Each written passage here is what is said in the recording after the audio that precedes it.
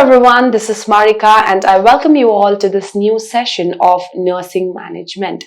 So in our previous sessions, we have discussed about what is a hospital, what are the different objectives and scope of a hospital. We've already understood in detail about the objectives and 6 different scope of hospital. In this session today, we are going to see organization and function of the hospital. Organization and function of the hospital requires proper management system. A hospital is not just about one particular department. It requires various different departments to come together, to work together, and therefore they have to be organized properly, and their functioning, their responsibilities are also to be divided in order to have a smooth functioning of the hospitals. So in this session today, we are going to discuss organization and function of hospital, wherein we are going to discuss about the different departments found in the hospital and what are the different functions that are carried out by the particular department. As we have seen in our previous sessions that a hospital is a place where sick individuals or ill individuals are treated, and a hospital helps them to overcome their illness as well as help them to maintain their health. In the hospital, we've seen there are doctors, there are nurses, there are paramedical staff, there are pharmacists, dietitian and various different class 4 workers who work together in order to provide a proper care to the patient. We must understand that a hospital has different departments. This different department work together in order to provide the quality care to the patient. There are different departments. The function of these departments also differ from one department to another department. Let us now see one by one what are the different departments. The very first department in the hospital that we are going to discuss today is reception. As an individual, as a patient, when we go to the hospital, the first place that we go to is obviously reception. As the term suggests, a reception is the place in the hospital which receives the patient. Reception is the area of the hospital which is meant to receive the patient. Now, once the reception receives the patient is directed towards either emergency or OPD according to the health need of the patient. Generally, when we go to the hospital, when we are sick, we first visit to the reception. We ask in the reception what is to be done. We inquire in the reception. We tell about our problems. And then the person in the reception asks towards the respective department according to our health needs. The reception is the place which receives the patient and it directs the patient according to the health need of the patient. But there has to be somebody in the reception to take care of the reception of the hospital. Therefore, there is always a receptionist in the hospital taking care of the reception. We should also understand a receptionist can be a person outside the medical profession, but should be a person who has good communication skills, because the patient will first come to the reception and then it is the receptionist who directs the patient. Therefore, the communication skills of the receptionist matters a lot. The next person who takes care of the reception along with the receptionist is also a nurse. As I said, a receptionist should not always be from a medical profession. It is not mandatory for the receptionist to be from a medical profession.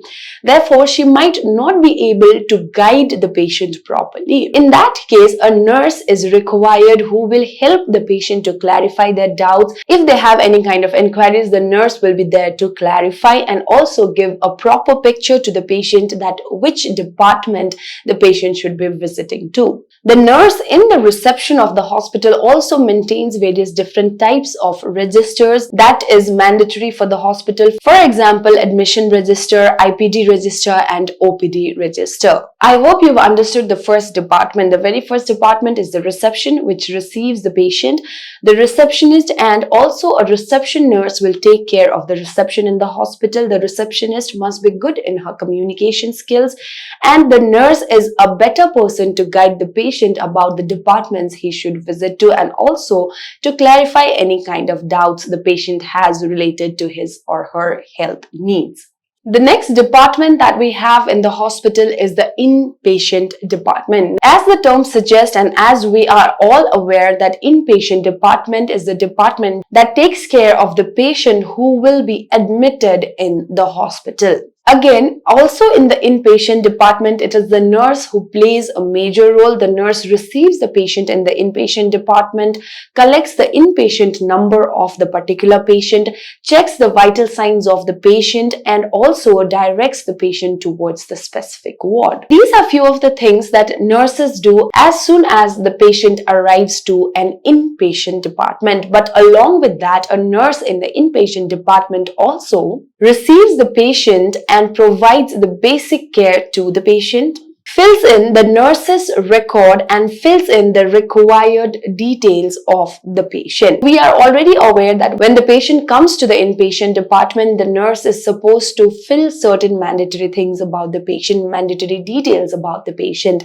Therefore, it is the responsibility of the inpatient nurse to collect those details from the patient. The next responsibility of an inpatient nurse is to carry out orders that are given by the physicians. Nurses will perform certain procedures, certain activities when the doctors ask the nurses to do. Therefore, inpatient nurses also carries out the orders that are given by the physician. The next responsibility of an inpatient nurse is to take care of the cleanliness of the patient's unit and the ward. So as nurses, we should also make sure that the ward we are working in is clean, the beds of the patient is also clean. Nurses must also look after the cleanliness of the ward. Another main responsibility of an inpatient nurse is to make sure that the required linens, the machineries, the equipments, the instruments within the ward is well stocked and it is also in proper working condition. Within a ward, there are different types of patients who have different health needs. Therefore, different types of instruments, different types of equipments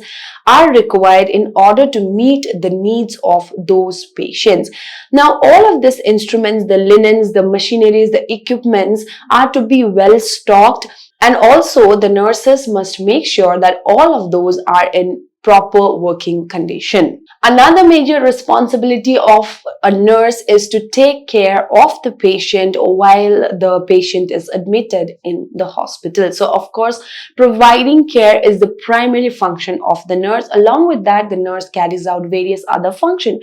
But the major function, the primary aim of the nurse is to provide proper care, quality care to the patient until the patient is discharged. It is the responsibility of the inpatient department nurse to take care of the patient and provide quality care to the patient. Finally, the last responsibility of the inpatient nurse is to send the patient for diagnostics if required.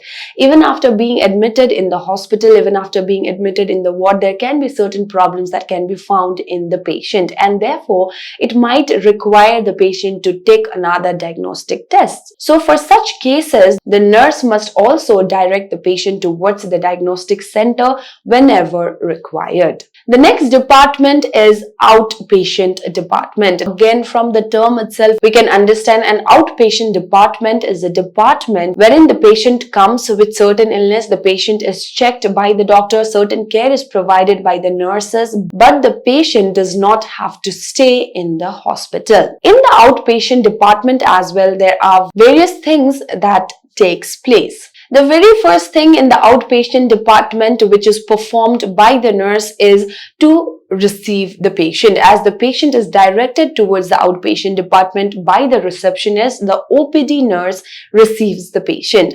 As we receive the patient, we know we are supposed to write down the details of the patient, the basic details of the patient. We have to collect the basic data about the patient. Once the basic data is collected, the patient is directed towards outpatient department by the receptionist and the reception nurse. So the nurse in the outpatient department receives the patient, collects the basic details, data about the patient, and then performs a physical examination on the patient to find out any kind of abnormalities in the patient. Once the physical examination is conducted by the nurse enrolls the patient in the outpatient register, and then the nurse, according to the condition of the patient, according to the abnormalities found in examine the patient, and according to the chief complaints of the patient, the nurse directs the patient to meet a particular doctor according to those abnormalities and the complaints of the patient. It is the responsibility of outpatient nurse to receive the patient, to collect the basic data, to perform the physical examination, to enroll the patient in the register, and then to guide the patient to go to the particular doctor. After the nurse directs the patient to the concerned doctor, the doctor, after consultation, decides whether the patient can be provided treatment in the outpatient department or whether the patient has to be admitted and should be given further treatment. If the patient requires admission, then again, it is the responsibility of the outpatient department nurse to communicate the same to the inpatient department nurse, and the outpatient department nurse must take the responsibility of not just communicating it to the inpatient department but also getting the patient admitted in the hospital. The next responsibility of an OPD nurse is also to receive the patient that are transferred from various different hospitals, from emergency departments, and also from other wards. Another important thing we should remember about outpatient department nurse is that being an outpatient department nurse, we should be very alert. We should know what kind of conditions must be directed to which ward, what kind of medical condition requires which kind of treatment. Therefore, as OPD nurses, we have to be very much alert and direct the patient towards the right doctor or the right ward. The OPD nurses finally also maintains the registers that are required in the OPD department, such as outpatient register. I hope you've understood about the reception, you've understood about inpatient department and the function of inpatient department, and also about outpatient department and various function nurses must carry out. Moving on, we have administrative department. So any organization will have administrative department, and therefore hospital also has their own administrative department. Hospitals will have their own administration office. The administrative office will be headed by the chief administrative officer, who is in turn assisted by various other officers and other workers to run the administrative office. The other workers in the administrative office includes assistant officers, secretary, treasury, clerk, peons, accountant, sweepers, etc. Let us see what is the function of the people working in the administrative office of the hospital. The very first function of administrative officer and the other staff working together is to make sure to provide salary and reimbursement to all the staffs within the hospital. The second major function that is carried out by administrative officer is maintaining and repairing the hospital buildings. The third responsibility of an administrative officer along with his staff is to make sure that they provide funding or money for the expenditure in hospitals' welfare. The administrative department also looks after the work that is carried out by different staffs within the hospital. So they supervise the work that is carried out by different staffs. Another very interesting and important responsibility that is carried out by administrative department is coordinating with medical officer and nursing superintendent to make sure that the primary function of the hospital, which is to provide quality care to the patient, is being achieved throughout. The administrative department is also responsible for conducting various medical and nursing audits within the hospital. And finally, the administrative office also reports all different kind of progress, problems that are faced within the hospital to the governing board of the hospital. They also provide proper leadership and delegate all the work to the staffs within the hospital. I hope you've understood what is administrative department and what are the basic responsibilities that they carry out. Now let us have a look at the hierarchy of hospital administration. In the hospital, as we have seen, there is a certain position or a certain designation that is given to each individual. There is a certain hierarchy that is followed in the hospital. In the hospital, as you can see here on the screen, we have the chief medical officer. The chief medical officer occupies the topmost position in hospital administration. Under the chief medical officer, we have a nursing superintendent. Under nursing superintendent, we have assistant nursing superintendent, and under the assistant nursing superintendent we have the head nurse of each ward. Under the head nurse for each ward we have ward in charge staff, and under the ward in charge staff we will have staff nurses. Under the staff nurse we have other people working, which includes the sweepers, the compounder and the attendant. So this is the hierarchy of hospital administration. I hope you've understood what we have discussed in today's session. In today's session, we have discussed a very short topic as well as a very interesting topic, wherein we have seen the organization and function of hospital. I hope you've understood what we have discussed in today's session. In our next session, we will discuss about the various other departments found in the hospital and also their function. I hope what we discussed in today's session was clear, and I'll see you all in the next session where we will discuss the remaining aspect of this topic. Thank you and have a great day ahead.